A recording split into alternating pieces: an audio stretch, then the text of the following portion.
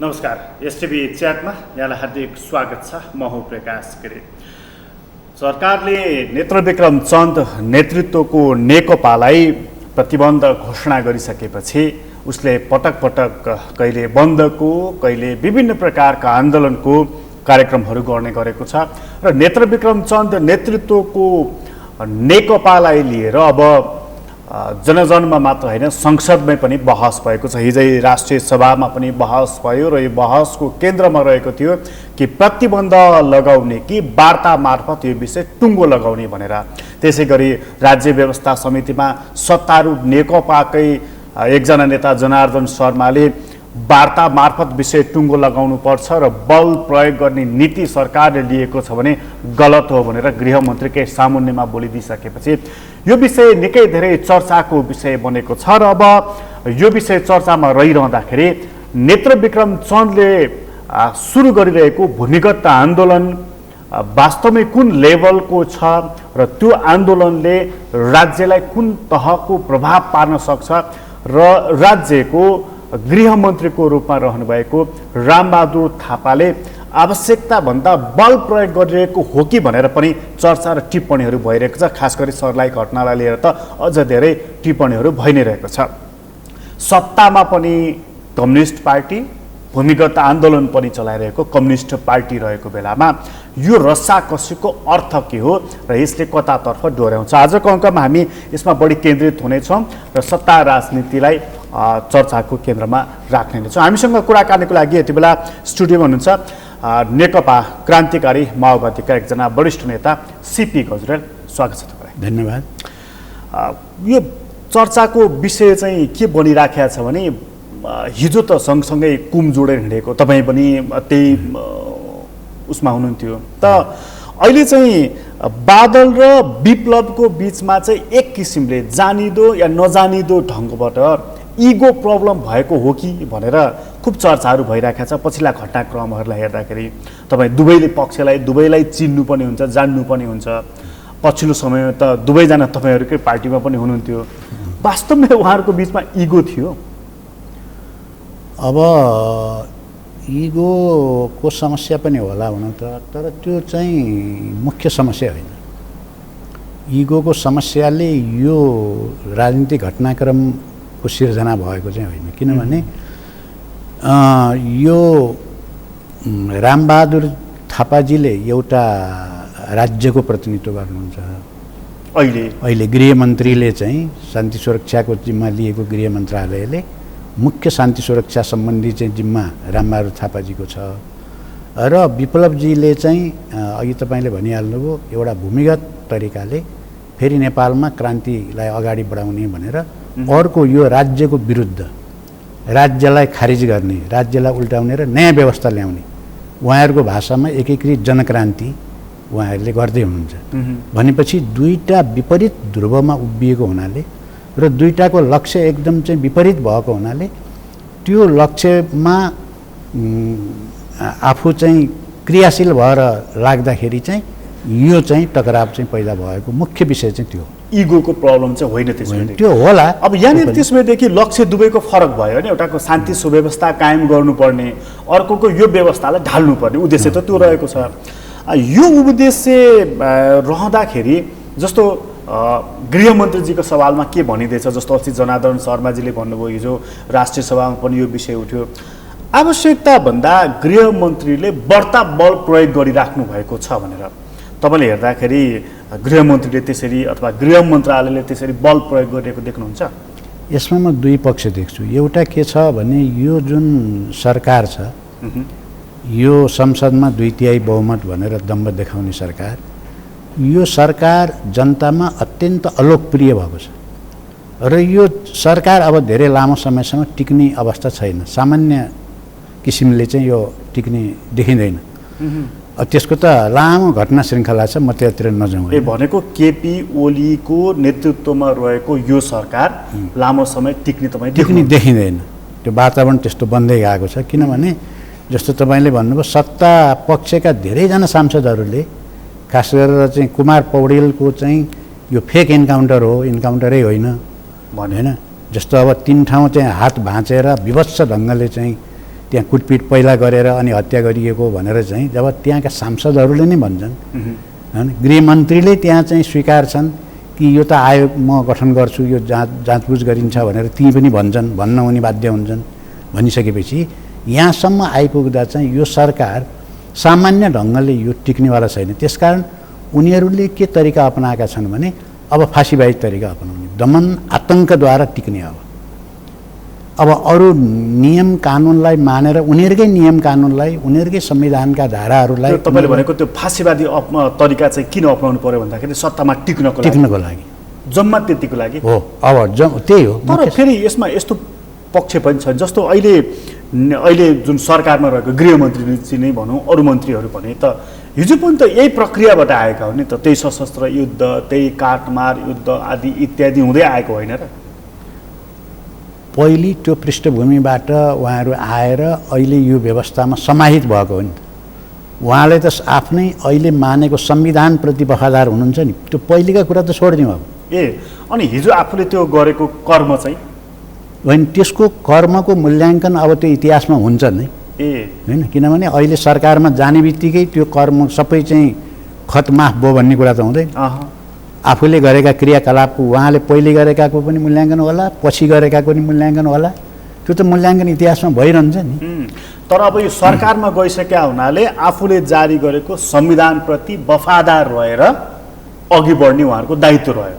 अब संविधान जसले मान्छन् तिनले चाहिँ के भन्छन् भने संविधान तिमीहरूले मानेनौ भन्छन्। फेरि जस्तो हिजै बहसमा मैले पनि सुने, धेरैजनाले बोलेको, त्यसको सार तत्त्व के थियो भने यो सरकारको कारणले गर्दाखेरि खास गरी उनीहरूले चाहिँ दुईजनालाई, प्रधानमन्त्री र गृहमन्त्रीलाई, दुईजनाको कारणले गर्दाखेरि यो आक्रोश चाहिँ व्यवस्थाका विरुद्ध पोखिने भयो। यो व्यवस्थै नमान्ने शक्तिहरू पनि छन्, यो व्यवस्थालाई खारिज गर्ने शक्तिहरू पनि छन्, तिनीहरूको सक्रियता पनि बढ्दै गएको छ। अब यहाँ आम जनतालाई पनि यो टिमले, यो चाहिँ गृहमन्त्री र यो प्रधानमन्त्रीको टिमले चाहिँ के गर्दैछ भने आक्रोश पैदा गराइदिँदैछ। त्यसले चाहिँ के गर्छ भने व्यवस्था ढाल्नको लागि मद्दत पुग्छ। त्यसकारण व्यवस्थै सङ्कटमा भयो भनेर सत्तारूढ पार्टीका र नेपाली कङ्ग्रेसकाले पनि भने त्यहाँ बोले। र यसमा चाहिँ वास्तवमा चाहिँ यो राजनीतिक मूल्याङ्कन गर्ने हो भने यो ठिकै पनि हो। त्यो मूल्याङ्कन तपाईँको मूल्याङ्कन पनि त्यसपछि ठिकै भने भन्ने हो। हामीले त पहिलेदेखि नै भन्दै के आएको थियो, प्रधानमन्त्री र गृहमन्त्रीको क्रियाकलापले व्यवस्थामाथि नै प्रश्न खडा गरिदिँदैछ। हो, प्रश्न खडा गर्ने होइन, प्रश्न खडा त पहिलेदेखि नै गर्दै आइएको हो। अब त्यो व्यवस्था नै जानी भयो, उनको कारणले गर्दा यो व्यवस्थै जानी भयो भन्ने चिन्ता हो व्यक्त गर्न थालिएको। हामीले त भन्दै आएका थियौँ, ओली पनि यो राजनीतिक रूपले विश्लेषण गर्दा त्यो सही हो नि। ओली त यही संविधानका उपज हो, उनी चुनावै जितेर आएका हुन्, सबैले मानेकै हो, प्रतिपक्षी दलले पनि जितेकै भनेर मानेकै हो होइन। उनको 2/3 बहुमत पनि छ अहिलेसम्म संसदमा। हालाकि एउटा भ्रम के छ भने आम नेपाली जनताको 2/3 बहुमत छ भने जस्तो गरेर प्रचार गरिन्छ, त्यो त होइन, त्यस्तो चाहिँ त होइन। त्यो 2/3 के हो त? त्यो 2/3 त यहाँ भएको संसदभित्रको 2/3 नै हो, भोटेको हिसाबले पुरा जनताको 2/3 मत त्यो त होइन, त्यो एकदम गलत हो नि। तर अस्ति चुनावमा त तिनै जनताले मत हालेर त्यो ढुवाङमा होइन, ढुवाङमा त मत हाले, तर त्यो सबै मतको परिणाम हेर्ने हो भने उनले चाहिँ 2/3 होइन बहुमतै जित्या छैन नि। बहुमत जनताले उनको पक्षमा भोटै हालेको होइन। तर जे भए पनि यो संसदीय व्यवस्थामा त संसदको हिसाब हुन्छ।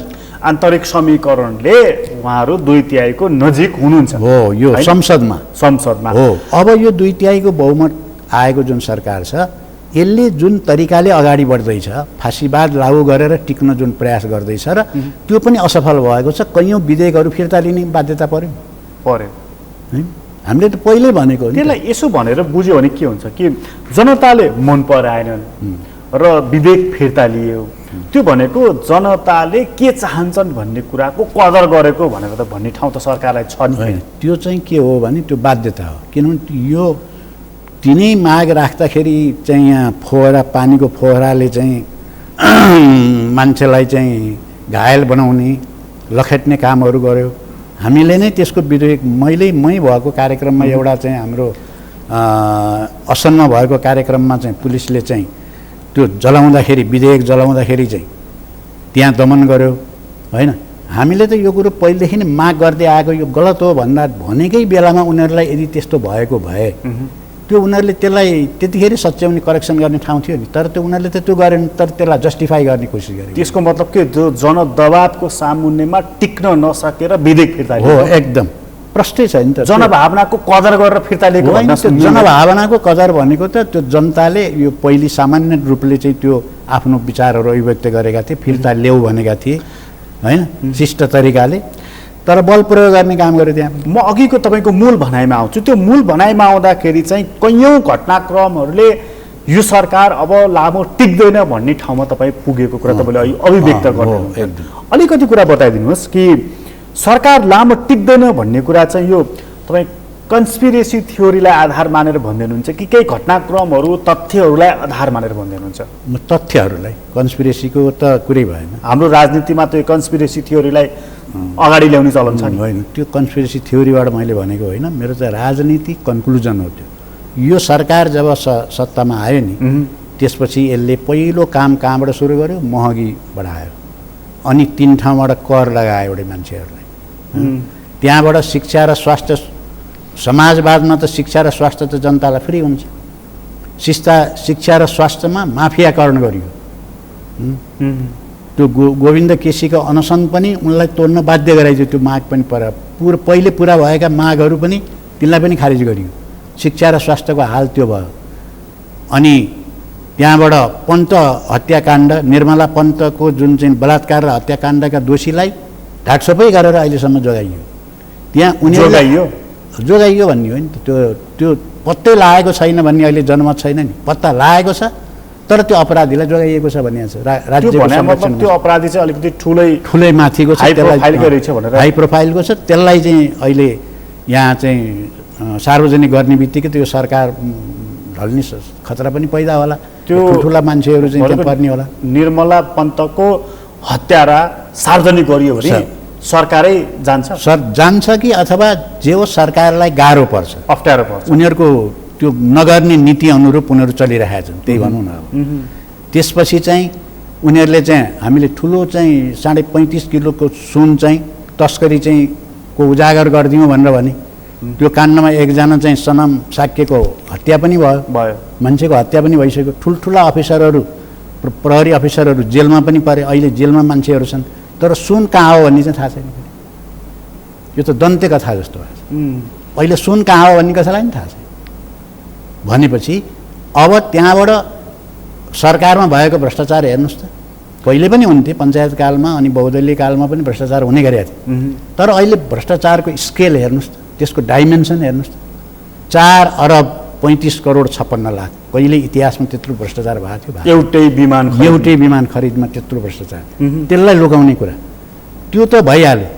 अर्को यो उसले चाहिँ 4G काण्डमा होइन, यहाँको सञ्चार मन्त्रालयले चाहिँ यहाँ नेगोसिएसन गरेर हुवाई भन्ने चाहिँ कम्पनीमा 12 अरब रुपियाँ घोटाला भयो भन्ने छ।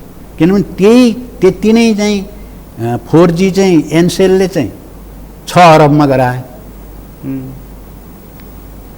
त्यही टेक्निकलाई त्यो गर्नको निम्ति 18 अरब चाहिँ त्यहाँ खर्च भएको छ भन्ने आएको छ होइन। सार्वजनिक त त्यसरी गरिया त सरकारले त त्यो गरेका छैन भनेपछि 12 अरब त्यहाँ घोटाला भएको छ। थोरै हो 12 अरब भनेको नेपाल जस्तो देशमा भनिसकेपछि अब यो भ्रष्टाचारमा त यसले रेकर्डै तोडिहाल्यो। अब राष्ट्रिय स्वाधीनताको कुरा गर्नुहुन्छ भने मोदी यहाँ आउँदाखेरि जनकपुरमा देखिहाल्नुभयो हाम्रो ओलीजीको पोसाक, ठ्याक्कै दाजुभाइ जस्तो राजस्थानी पोसाकमा उहाँ सजिएर मोदीजीलाई के सुविधा दिनु भएन? उहाँले कमान्डो समेत, उहाँका सेनाका कमान्डो पनि आफ्ना हतियारसहितै आउन पनि काठमाडौँ घुमेर नि गए।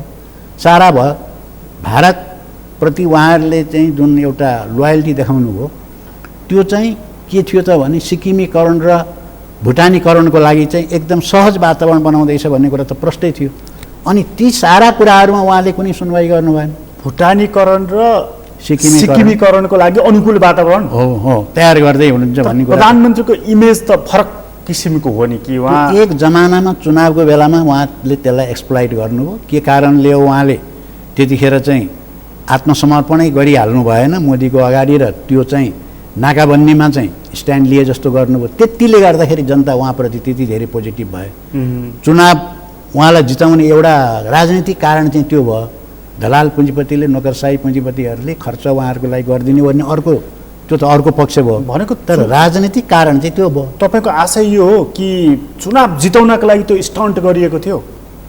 होइन, अब त्यस जे होस् त्यसले उहाँलाई चुनावको लागि एउटा ठुलो राजनीतिक मसला चाहिँ दियो। र अनि के भयो भने ओलीजी चाहिँ वास्तवमा चाहिँ राष्ट्रवादी भन्ने त्यो मेसेज चाहिँ गयो।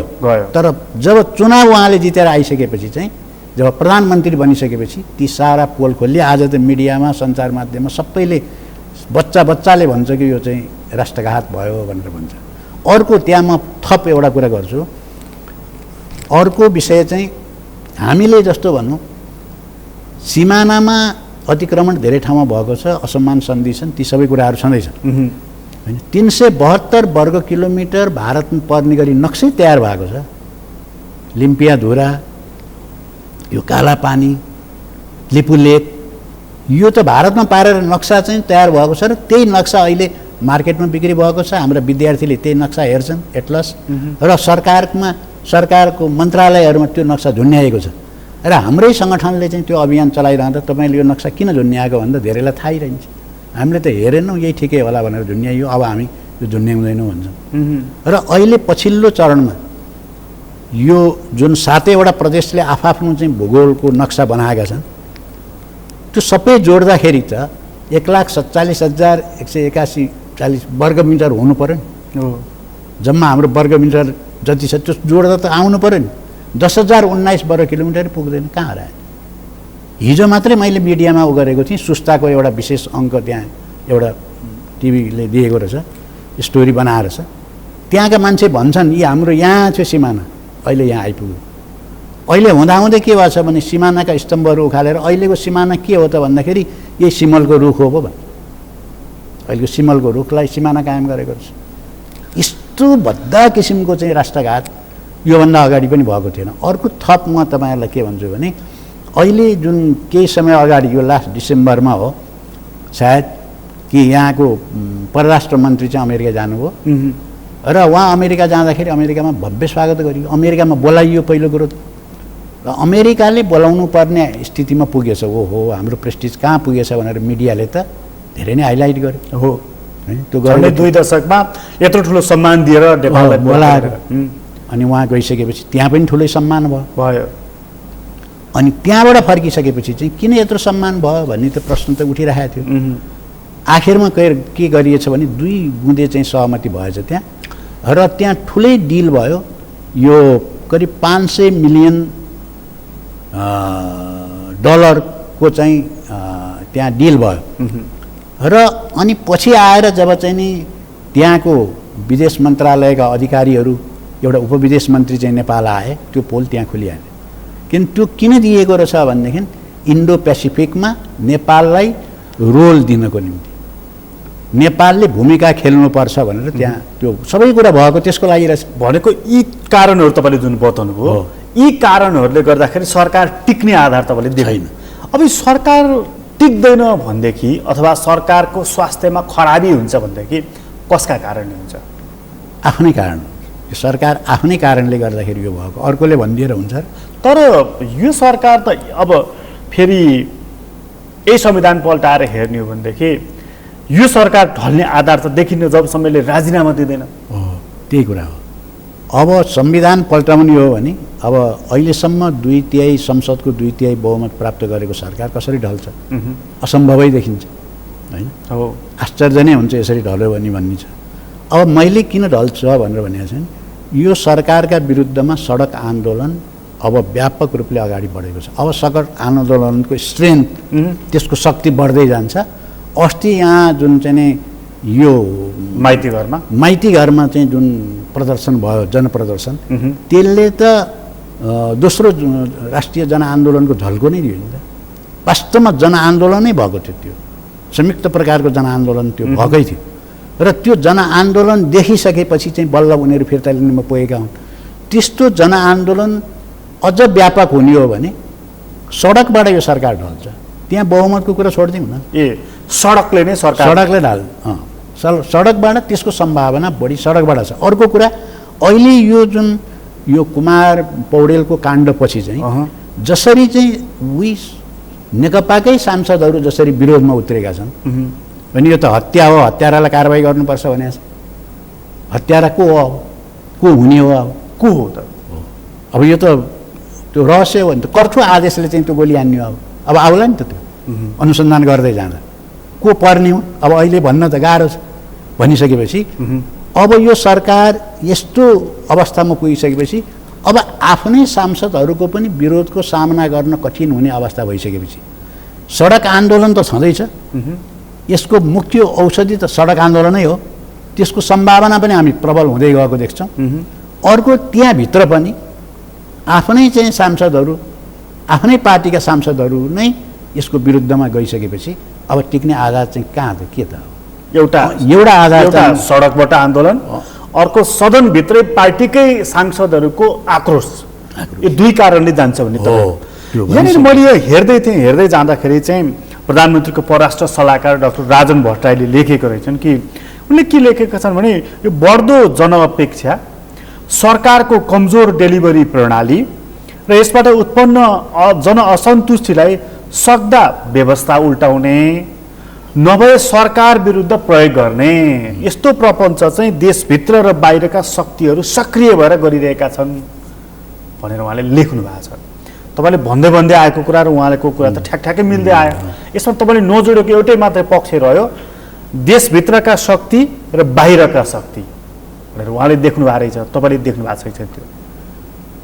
अब होला आफ्ना आफ्ना राजनीतिमा आफ्ना इन्ट्रेस्ट छँदैछन्। त्यो बाहिरको शक्तिको नि इन्ट्रेस्ट छ, देशभित्र पनि यो सरकारलाई, यो संविधानलाई नमान्ने शक्तिहरू क्रियाशीलै छन्। त्यो बुझेकै कुरा हो। अब एकछिन यसमा घोत्लिउँ न त। देशभित्रको शक्तिले चाहिँ सबैभन्दा बढी असर यो सरकारलाई कसले पार्ने देख्नुहुन्छ तपाईँ? अब यहाँ यस्तो हुने सम्भावना छ। अब यो सरकार चाहिँ यदि यसको लोकप्रियता अझ घट्दै गयो भने, अझ निरङ्कुश हुँदै गयो भने र जसरी यसले आफू टिक्ने चाहिँ आधार चाहिँ फाँसीवादतिर गएर टिकिन्छ भनेर सोचेको छ है, उही त्यही सांसदहरू नै भन्न थाले यो त पञ्चायती निरङ्कुशभन्दा पनि बढ्ता भयो भन्न थाले। त्यो पनि सुनियो सदनमै। जब यो पञ्चायती निरङ्कुशता पनि भन्दा पनि बढ्ता किसिमको चाहिँ नि निरङ्कुशता लादेर फाँसीवाद प्रयोग गर्दै अब सरकारले टिक्ने बाटो अवलम्बन गर्यो भने झन् ठुलो आक्रोश हुन्छ र त्यो बेलामा ओली सरकार मात्रै होइन, यो व्यवस्थै ढल्ने सम्भावना हुन्छ। ओली सरकार मात्र होइन, व्यवस्था नै जान्छ। किनभने त्यो बेलामा हामीले इतिहासमा नेपालमा त्यही देखेका छौँ। त्यो भने त यो संविधान च्यातिने कुरा भयो नि। हुनसक्छ इतिहासमा त्यस्तै भयो नि त। जस्तो अब 35-36 सालको जनआन्दोलनको न्यू के थियो त? भुट्टोलाई फाँसी दिँदाखेरि त्यसको विरुद्धमा चाहिँ ज्ञापन पत्र बुझाउन पाकिस्तानी एम्बेसीमा जाँदाखेरि भएको लाठीचार्जको प्रतिक्रिया कहाँ पुग्यो भने जनमत सङ्ग्रहमा पुग्यो। अब पछिल्लो चरणमा भन्नुहुन्छ भनेदेखि गएर राजतन्त्रै खतम भयो। 65-63 जनआन्दोलन अन्तिममा गएर आखिर जनयुद्ध हुँदै गएर। तर त्यो अहिले सत्तारूढ नेकपा छ नि, जसलाई तपाईँहरू सरकारी नेकपा भन्नुहुन्छ क्यारे होइन? त्यो सरकारी नेकपामा त केपी ओलीजी मात्रै हुनुहुन्न, त्यहाँ त प्रचण्डजी जस्तो चतुर नेता पनि हुनुहुन्छ नि त्यहाँ। त उहाँहरू हिजै मात्र सुन्दै थिएँ प्रचण्डजीको म कि यो आन्दोलनको उपलब्धि भनेको चाहिँ राजतन्त्र जानु, गणतन्त्र आउनु, सङ्घीयता आउनु हो भनेर। त यसको संरक्षणको लागि त उहाँहरू पक्का लाग्नुहुन्छ नि, लाग्नुहुन्न? होइन, त्यो उहाँहरू आफ्नो राज्यको संरक्षणको लागि त लाग्नुहुन्छ। त्यसै हुनाले मैले भनेको के हो भने उहाँ संरक्षणको लागि लागेपछि अब के हुने भयो भने त ठुलो द्वन्द्व त हुने हो। किन जनताले यसलाई कुनै पनि हालतमा अब सहन सक्ने स्थिति हुँदैन। अब बिस्तारै त्यो नेकपाभित्र चाहिँ केपी ओलीजी र प्रचण्डजीको एउटै धार तपाईँ देख्नुहुन्छ कि त्यहाँ पनि सत्ता पक्ष र विपक्षी धार देख्नुहुन्छ? त्यो सत्ता पक्ष र विपक्षी छैन त्यहाँ। अब पहिला लामो समय हामीले त्यहाँभित्र मतभेद भएको कुरै बाहिर आएको थिएन। अहिले आएर प्रचण्डजीले चाहिँ उहाँ चाहिँ जनताको जनवाद, उता बहुदलीय जनवाद र जनताको जनवादको बिचको चाहिँ टक्कर देखाउन खोजिएको छ त्यहाँ। र सँगसँगै सत्ता पक्षकैले के पनि भनेका छन् भने यो चाहिँ यो देखाउने कुरा मात्रै हो। त्यो जनताको जनवाद र जनताको बहुदलीय जनवाद भने त्यो सैद्धान्तिक कुरा चाहिँ देखाउने कुरा मात्रै हो। त्यो देखाउने कुरा मात्रै हो। वास्तवमा यिनीहरू एउटै हुन्। खास कुरा चाहिँ के हो त?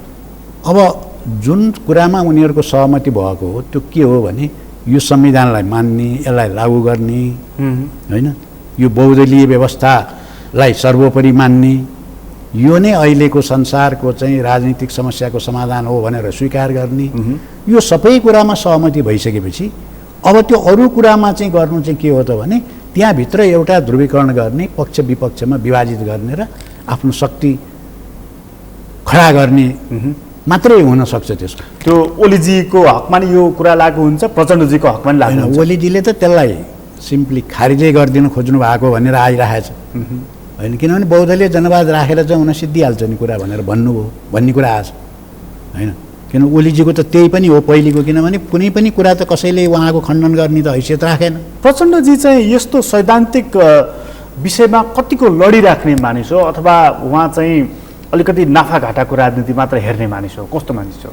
पछिल्लो चरणमा चाहिँ उहाँको सैद्धान्तिकै के छ र भन्नु, के छ उहाँलाई जनताको बहुदलीय जनवाद भए पनि जनताको जनवाद भए पनि कुनै फरक त्यो छैन नि, किनभने खास माओवादीको त लाइन त त्यो त होइन। अनि उहाँको के को सैद्धान्तिक, के को वैचारिक केही नहीं। तर उहाँ त फेरि जनताको बहुदलीय जनवाद होइन, जनताको जनवाद चाहिँ हामीले स्वीकारेको भनिराख्नु भएको छ। त्यही त, त्यो चाहिँ के हो भने त्यो एउटा आफ्नो वरिपरि चाहिँ अब एउटा गुट अथवा एउटा लबी तयार गर्ने, त्यो भइसकेपछि त विवाद आयो।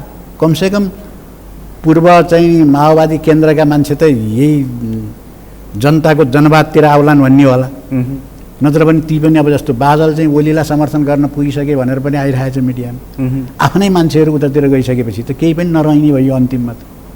सायद त्यो चिन्ताले हो कि, यो त मेरो परिकल्पनाको कुरा मात्रै हो। तर मूलभूत कुरा के हो भने कुनै सैद्धान्तिक, वैचारिक र जनता राष्ट्रको पक्षमा यो भइरहेछ।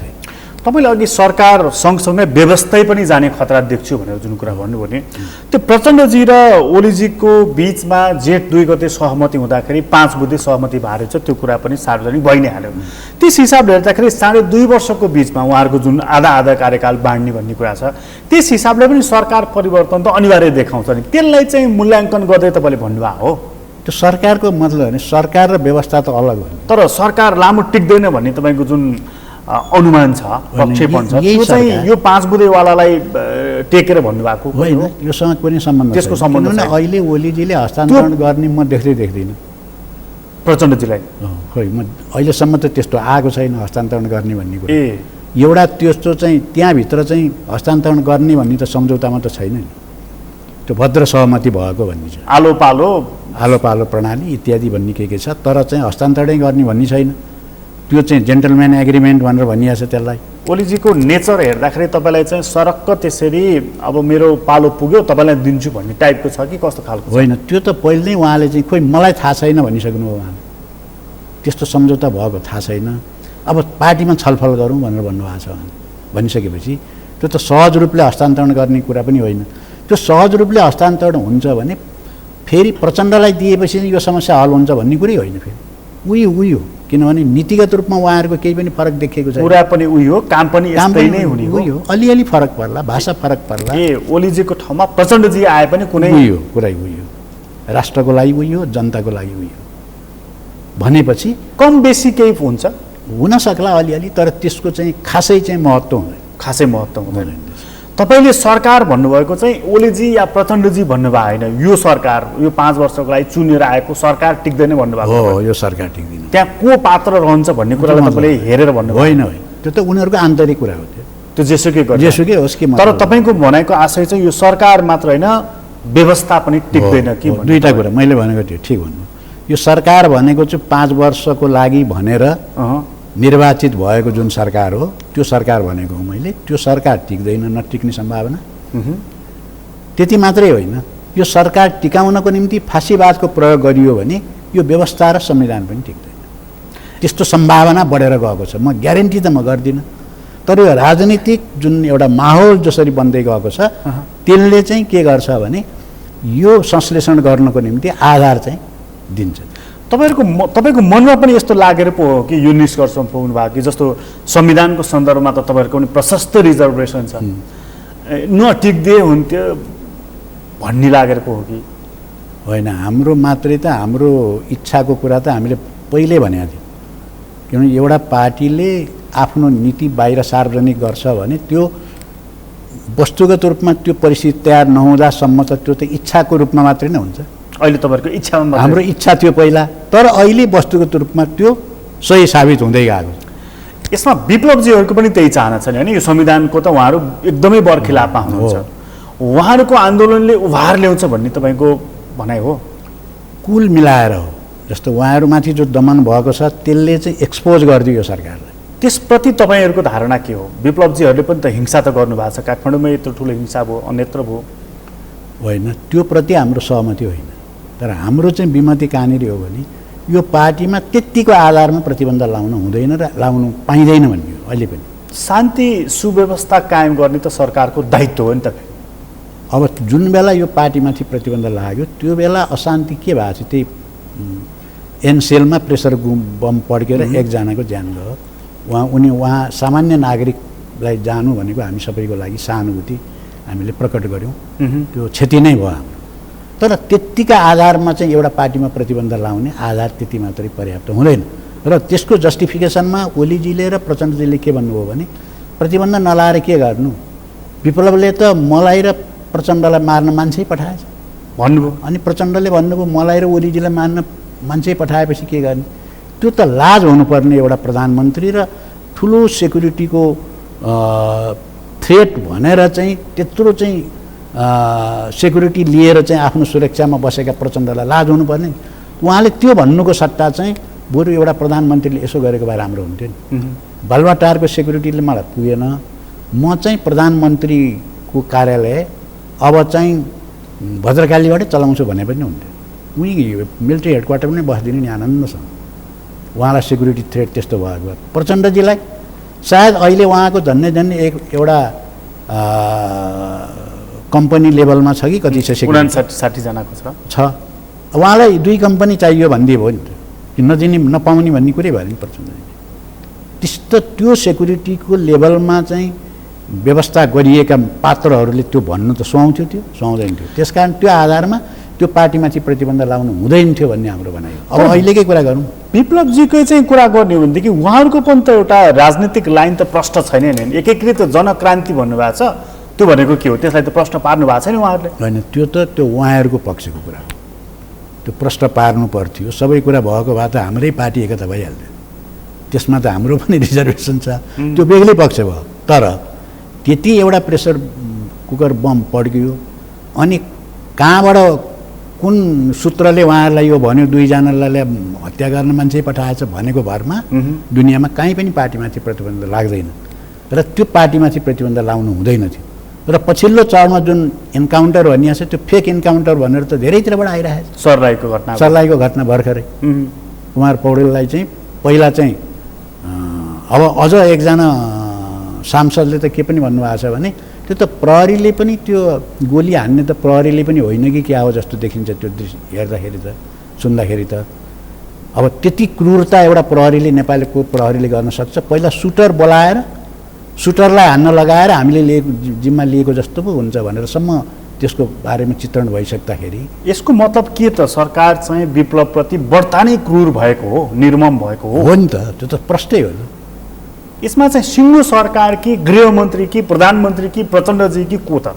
होइन, यो सबै हो, सबैको संयुक्त हो नि। किनभने सबैले यो ठिक हो भनेको छ नि। जस्तो होइन भनेदेखि त प्रतिबन्ध लाउनु, जस्तो जनार्दनजीले प्रतिबन्ध लाउनु अहिले आएर भन्नु प्रतिबन्ध लाउन हुँदैन थियो भनेर, त्यही विषयमा पनि उठ्न सक्छ कुरा। त्यो पनि पुनर्मूल्याङ्कन हुनु पर्यो भनेर आज आएर उठाएको हो नि त्यो कुरा।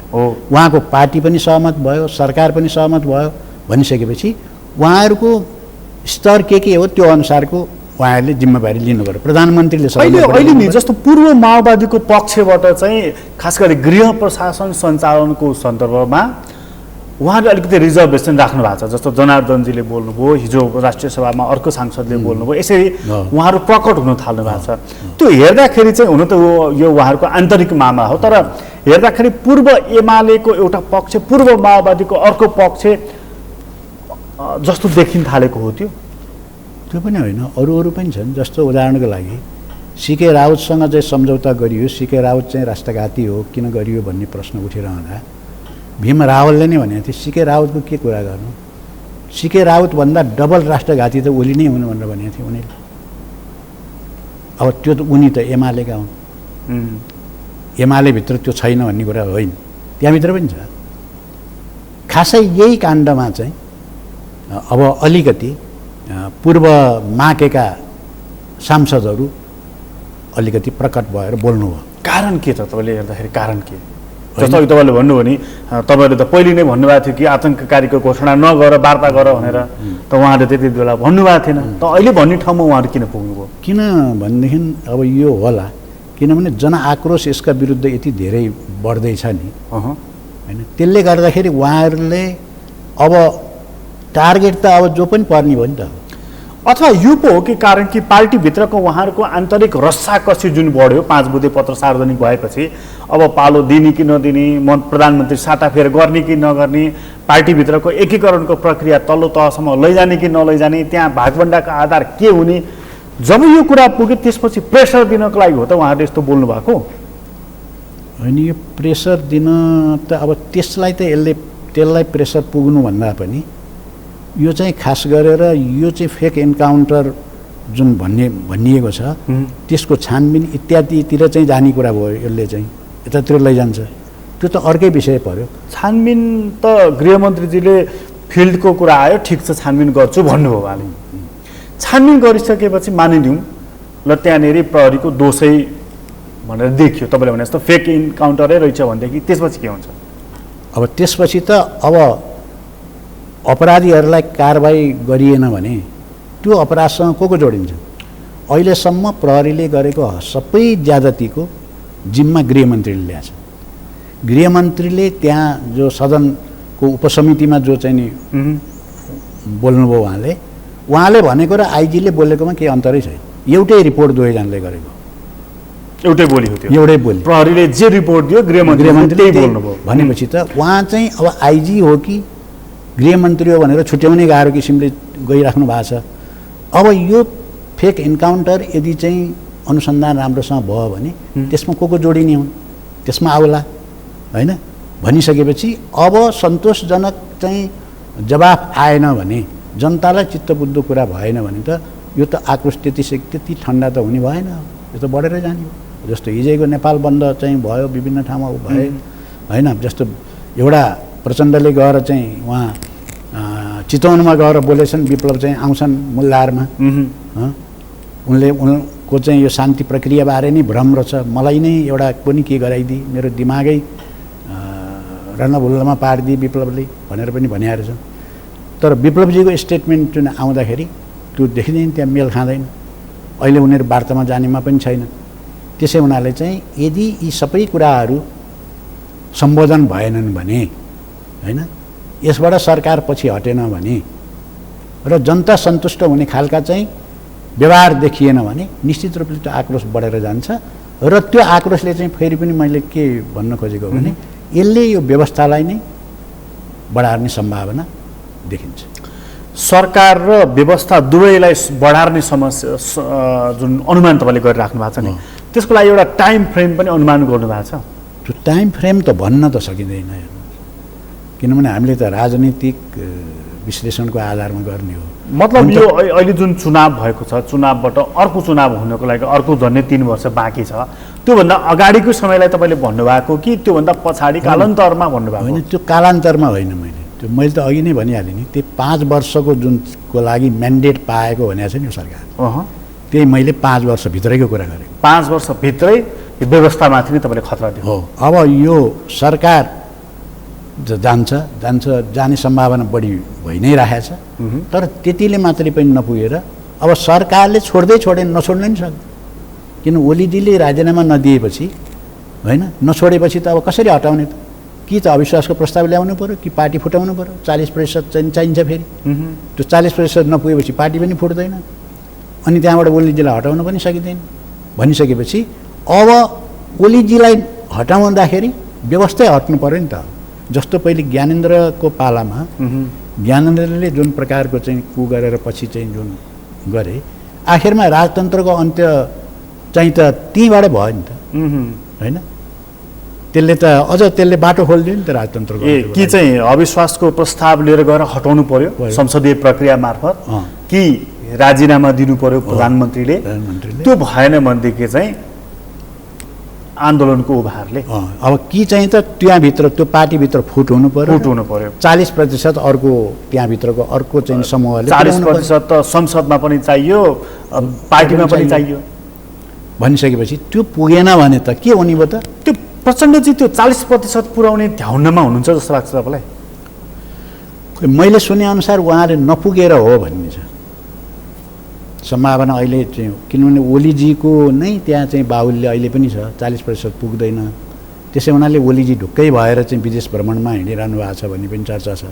आनन्दसँग चाहिँ हो युरोपतिर उतातिर सयर गरिरहनु भएको छ उहाँको भ्रमण त कुनै राजनीतिक थिएन राष्ट्रहितमा थिएन भनेर पनि चर्चामा आइरहेको छ उहाँ घुम्नै गए जस्तो भयो त्यो त भनिसकेपछि यदि त्यस्तो चुनौती भएको भएदेखि सायद उहाँ त्यस्ता भ्रमणतिर लाग्नुहुन्थेन उहाँ निर्धक्क हुनुहुन्छ निर्धक्कै भएर मलाई कसैबाट खतरा छैन कम्तीमा पार्टीबाट छैन भने चाहिँ ढुक्कै भयो जस्तो देखिन्छ भाइ कम्तीमा उहाँले प्रचण्डजीलाई थ्रेट फिल गर्नु भएको होइन त्यो उहाँले फिल गरे जस्तो देखिँदैन कहीँ पनि तर पछिल्लो अभिव्यक्ति प्रचण्डजीका अलिकति घातक खालका छन् होइन अब त्यो अलिकति उहाँलाई प्रेसर दिने खालका अथवा घुर्क्याउने खालको त होला होइन तर त्यति धेरै त्यसले चाहिँ काम गरिहाल्ला अहिले ओलीजीलाई भने जस्तै लाग्दैन तर त्यसले काम गरोस् नगरोस् तपाईँको राजनीतिक अनुमान चाहिँ के छ भन्दाखेरि सरकार र व्यवस्था दुइटैलाई असर पार्छ हो पार्छ र त्यो हुनुपर्छ फेरि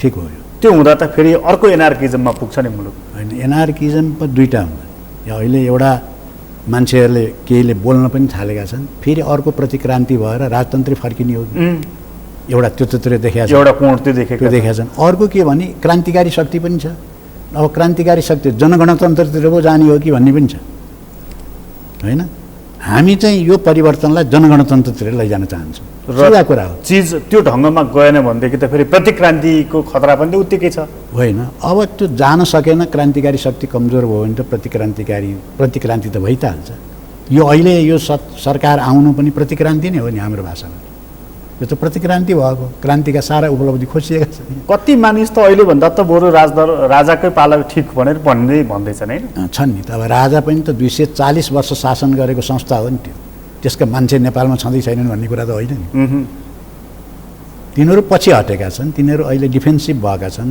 होइन त्यो एउटा डिफिटेड फोर्स भएको हुनाले त्यसको त्यति चाहिँ अहिले चाहिँ उनीहरूको मनोबल बढ्ने काम भएको छ हो थोरै मनोबल बढिरहेको छ भन्ने देखिन्छ होइन अलि सकबगाउन थाले जस्तो पनि त देखिन्छ तर म फेरि प्रतिक्रान्ति भएर अझ त्यतातिर जाला भन्ने चाहिँ मलाई लाग्दैन अब क्रान्ति नै हुन्छ अब परिवर्तन सकारात्मक दिशातिर जान्छ र अब नेपालमा जनगणतन्त्रको आन्दोलन जबरजस्त हुन्छ यो व्यवस्था र यो सरकार र यो व्यवस्था ढल्यो भनेदेखि आउने चाहिँ जनगणतन्त्र हो भन्ने तपाईँलाई त्यसको सम्भावना बढेर गएको छ म ठ्याक्कै आइहाल्छ त म भन्दिनँ त्यति सजिलो छैन राष्ट्रिय अन्तर्राष्ट्रिय रूपमा त्यत्र शक्तिहरूका विरुद्ध लडेर ल्याउने कुरा चुनौतीपूर्णै छ तर त्यसको सम्भावना म बढ्दै गएको देख्छु तपाईँलाई धेरै धेरै धन्यवाद धन्यवाद आदरणीय दर्शकबिन तपाईँलाई पनि धन्यवाद आज हामीले कुराकानी गर्यौँ नेपाल नेकपा क्रान्तिकारी माओवादीका वरिष्ठ नेता सीपी गजुरेलसँग उहाँसँगको कुराकानी अहिलेलाई यति नै एसटिभी च्याटबाट म प्रकाश गिरीलाई बिदा दिनुहोस् सगरमाथा टेलिभिजन हेर्दै गर्नुहोला नमस्कार